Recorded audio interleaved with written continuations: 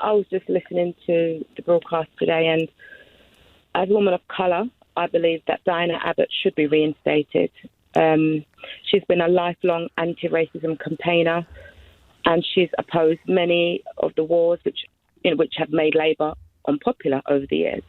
And I feel that it's unjust what's happened to Diane Abbott. And as a woman of colour, I feel that Keir Starmer has forgotten that he needs the black vote, whether he likes it or not.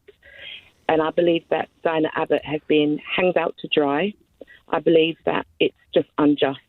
And I'm actually considering my vote, whether to vote for Labour or to stay at home. Yeah, I mean, do you think that, so this actually could, you've always voted Labour, have you? Yeah, yes. And yet, so this could actually be something because you just don't like the way Starmer's handled the issue. Also, I think, and disillusioned black voters who would literally abandon Labour. We won't switch to Tories, but I think we'll stay at home and it'll be a protest vote. We need a Prime Minister who challenges inequality at the root, particularly around criminal justice, employment, health, housing. And I've always heard Keir Starmer hark on about his proud record of being somebody that was head of, the justice system. Well, if that's the case, you can see how Diane Abbott's been treated is appalling. She was vilified by a conservative Tory donor, and as a woman of colour, hearing that, if women look like Diana Abbott, he hates them. So what does that say for young black women who want to participate in the democracy process? It makes them feel like they don't have a voice. And I believe if he doesn't reinstate Diana Abbott, who did apologise immediately, I believe that he will lose a lot of votes from the black community. You think so? You think this issue is costing the Labour Party support from black voters? Yeah. Well, if you look at the Ford report, all the other reports that have been commissioned, I'm a black woman. My daughter wants to vote. She's 20 and she feels disillusioned. So I think that, we need to look at Labour. If it was a Jewish woman that made this comment, or somebody made a comment to a Jewish person or Muslim, I feel there'll be uproar. But because it's Diana Abbott, and I've seen how she's been the butt of jokes, I've seen how she's been, vilified in the media, I just don't like the way she's been treated. And somebody who's iconic as that, the first black woman MP, I think she should have been treated much better. And I think that Keir Starmer hasn't given her no grace, hasn't been, vocal in his support of Diana Abbott. But yet you can let Natalie be warmly embraced into the party, and that's another dog whistle for me. Tracey.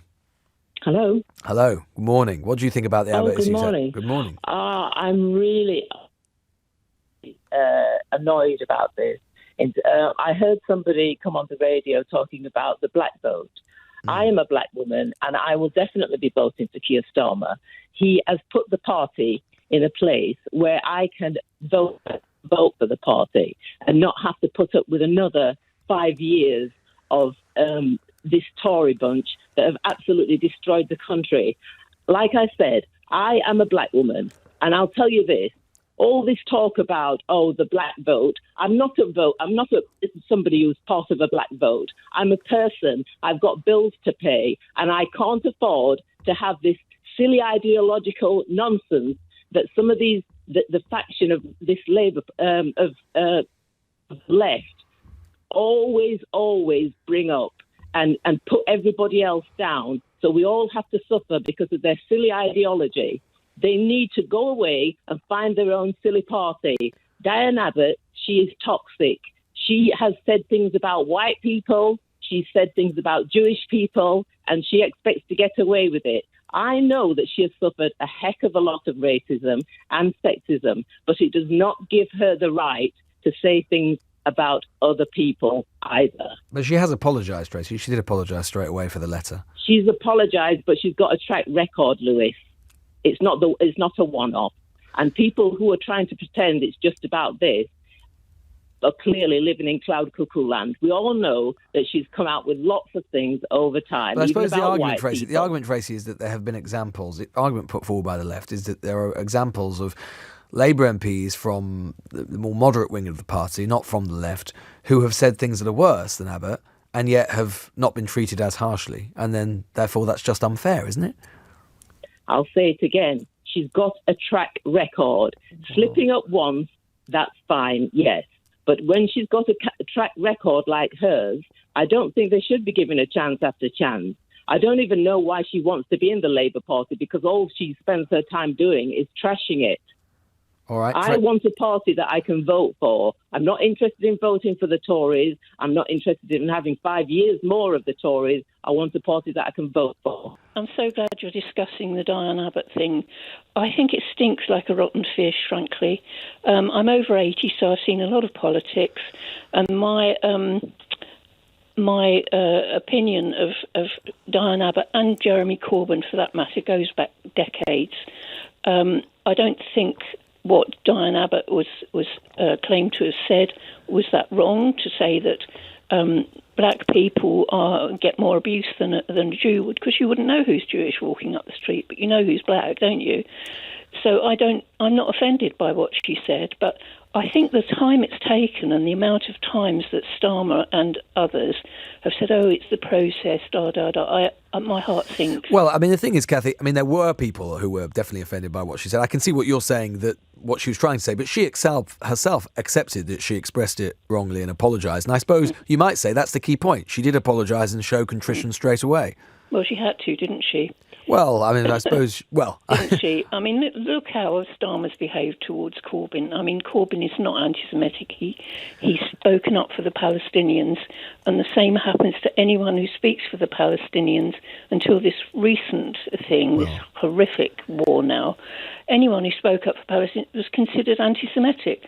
I would always stand up for the Palestinians. I'm not anti-Semitic, but that's how dirty it's become.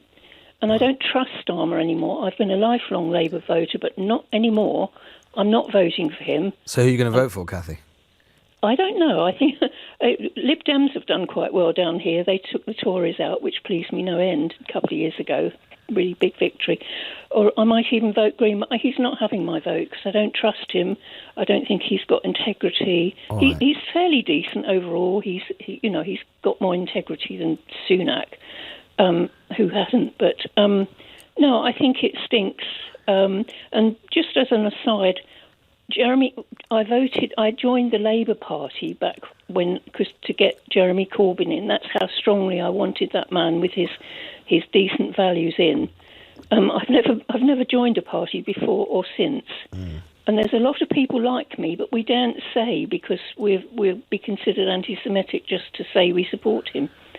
All right, Cathy in Axminster, thanks so much. I mean, it's worth saying, of course, that I think this is the difference between the Corbyn case and between Abbott's case, which is that Corbyn clarified what he said but didn't apologise for what he said, and apologised for the substance of it anyway. Abbott apologised straight away. And, of course, you can have that argument.